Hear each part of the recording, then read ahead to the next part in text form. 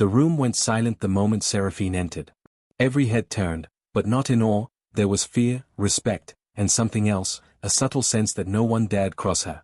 She moved with effortless authority, each step measured, controlled, a predator in her prime. One by one, the suitors lined up, hoping, begging for even a flicker of her attention. Each man offered wealth, power, skill, but to her, they were all the same, predictable, boring, beneath notice. A single raised eyebrow, a dismissive tilt of her head, and they were gone, crushed by the invisible wall she had built around herself. Whispers followed her, stories of the alpha female who rejected every male. "She's untouchable," one murmured. "No one can," but no one finished the sentence. They didn't need to. The truth was written in the tension she left behind. She was perfect, dangerous, untouchable, until now. A shadow moved across the edge of her vision, a janitor, unnoticed by everyone else, sweeping the floor as if he belonged to a different world entirely. His presence shouldn't have mattered. It shouldn't have registered. And yet, something about him made the air change, subtle but undeniable. Seraphine paused, just for a heartbeat, and the room, so used to her indifference, felt it, the tiniest crack in her armor.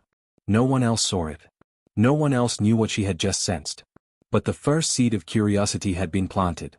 And it was a seed that could not be ignored. While the elites whispered and bowed, the janitor moved silently through the grand hall. His name was Elias, and no one ever noticed him, not the generals, not the merchants, not the would-be suitors desperate for her attention. His work was invisible, his existence almost a ghost. Yet he saw everything. Elias swept the polished floors, each stroke of the broom deliberate, methodical, almost meditative. He observed Seraphine from the periphery, noting the way she held herself, the way the room seemed to bend around her power. But he did not stare. He did not intrude. He simply existed, quiet, grounded, human in a world of gods. And then, it happened. Seraphine's eyes flicked toward him. Just for a moment, barely long enough for anyone else to notice. But Elias felt it. That unspoken awareness, the shift in the air, the weight of her gaze, was unlike anything he had ever experienced. She looked at him as though she had glimpsed something forbidden, something dangerous. Elias's heart skipped, but he didn't flinch. He continued his task, pretending the world hadn't shifted. Pretending that the alpha female, untouchable and relentless, had not noticed him. The others didn't understand. They laughed at the failures, scorned the weak, jockeyed for attention. But Elias, he simply existed, a shadow moving between worlds. And for the first time, the unapproachable Seraphine felt a flicker of something unfamiliar, curiosity. Something was about to change. It started as a whisper, a fleeting instinct she couldn't name. Seraphine had never noticed it before, not with any of the hundreds of men who had tried to claim her attention. But now, it was there, subtle and undeniable. Elias moved past her, the faint smell of human labor clinging to him, earthy, raw, real. No perfume, no polish, no show of power could hide it. And yet, to her heightened senses, it was intoxicating. Something primal stirred inside her, a signal she had long ignored or suppressed. Her eyes followed him, every subtle movement magnified in her mind. The others, her suitors, her courtiers, remained oblivious, laughing and preening like children. But Seraphine felt the shift, the world tilting on an axis no one else could perceive. Curiosity gnawed at her, sharp and unwelcome. She had never been curious. She had never been unsettled. And yet here she was, stealing glances at the janitor, noting the way his hands moved, the way he breathed, the way he existed in his quiet human way. A flicker of irritation crossed her face. Why did this bother her? He was nothing. He should mean nothing. But every instinct screamed otherwise. Every disciplined thought, every wall she had built, threatened to crumble in the presence of this unremarkable man. Elias paused at the edge of the hall, sweeping a forgotten corner, completely unaware of the storm he had stirred. And Seraphine, the untouchable, the alpha, the unshakable, realized something that terrified and thrilled her in equal measure. She wanted him. And she didn't even know why. It was supposed to be impossible. The council chamber was locked, the alarms were blaring, and every elite in the city panicked.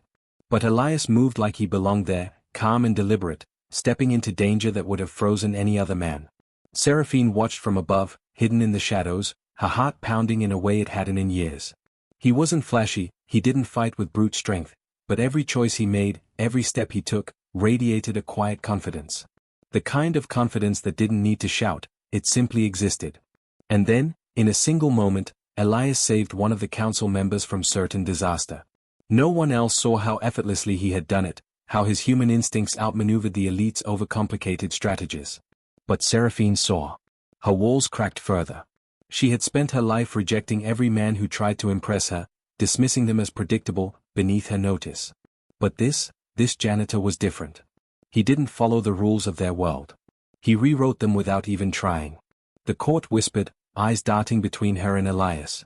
They didn't understand. How could they? No one had ever captured Seraphine's attention like this. And then he looked up.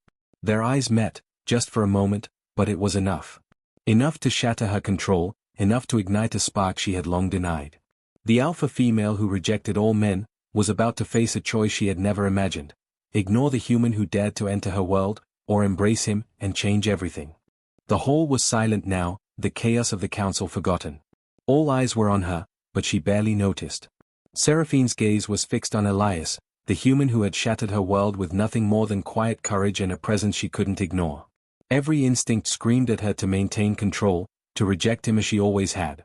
But the air between them was electric, a current she couldn't deny. She felt exposed in a way she had never allowed herself to feel, and the revelation was terrifying. "Why?" she whispered, more to herself than to him. "Why do you affect me like this?" Elias didn't answer immediately. He simply stepped closer, calm, unassuming, yet impossibly present. "I don't know," he said finally, "but I do know that I won't walk away." The words struck her harder than any gesture, any display of power. He wasn't asking for her approval. He wasn't trying to impress her. He was simply there. And in that presence, Seraphine realized the truth she had buried beneath centuries of pride and authority. She wanted him. The room seemed to vanish. The whispers, the expectations, the rules, all meaningless. For the first time, Seraphine stepped toward someone not out of strategy or dominance, but out of desire, out of curiosity, out of recognition that some forces were bigger than control. Their hands brushed. Her walls trembled. And in that simple touch, the untouchable alpha female accepted what she had long denied. That sometimes, the one who changes you is the one you least expect, the one who doesn't belong, the human who enters your world and refuses to leave. The council watched, stunned. But Seraphine didn't care. She had made her choice. Elias had crossed the invisible line, and for the first time, she didn't want to push him away. The alpha female had finally met her match.